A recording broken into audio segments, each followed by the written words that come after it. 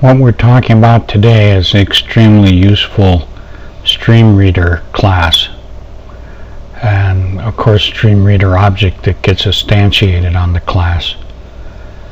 And the first point I have to make is that you need to have the system.io namespace referenced being a using statement in order to access StreamReader at all.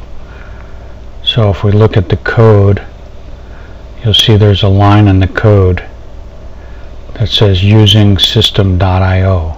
That allows you to reference the StreamReader. And the next thing we need to look at is setting up the OpenFileDialog filter, because we're going to select the file via the OpenFileDialog class and object. And I set up the filter in the form load event handler.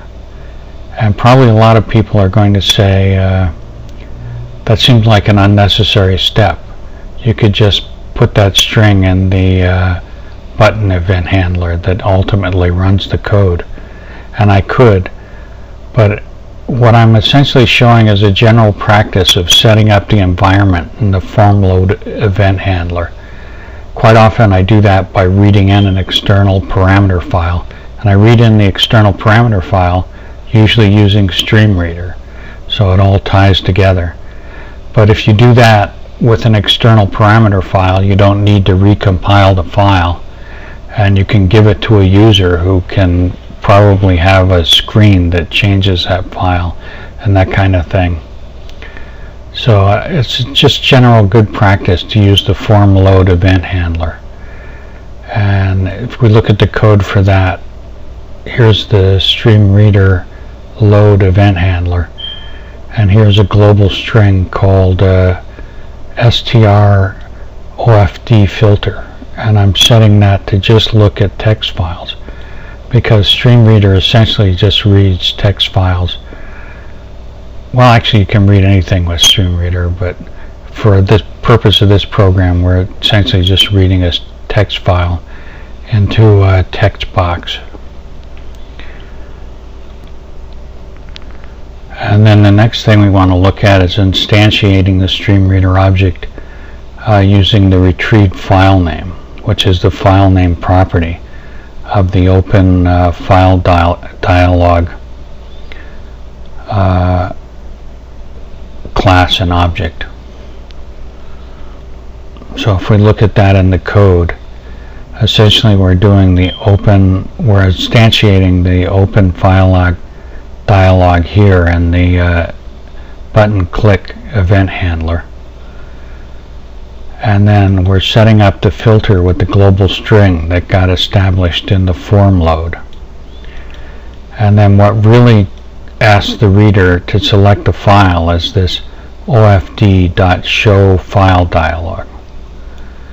And we're checking to make sure that the reader clicked the OK button, or actually the Open button, on the dialog, so we actually have a valid file name. If we don't do anything. But then we come through and open a StreamReader object using the OpenFileDialog file name property that we got from the user. And then really all there is to do next is to read all the contents into a text box we have on the screen. And that's read via the read to end StreamReader method right here. And then finally we get rid of the object by using a dispose that cleans up the stream and basically allows you to reopen objects without having an error getting thrown. So if we look at the things we wanted to discuss, I think we've basically handled them all. So I'll select them as done. And now let's see if this code actually works. If we look on the design side, we see the button that we were looking at the button handler code of, and then here's a big multi-line text box that'll read the contents of the selected file.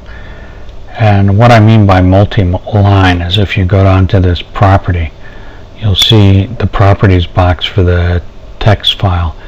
You'll see a line that says multi-line, and you can set that to true or false.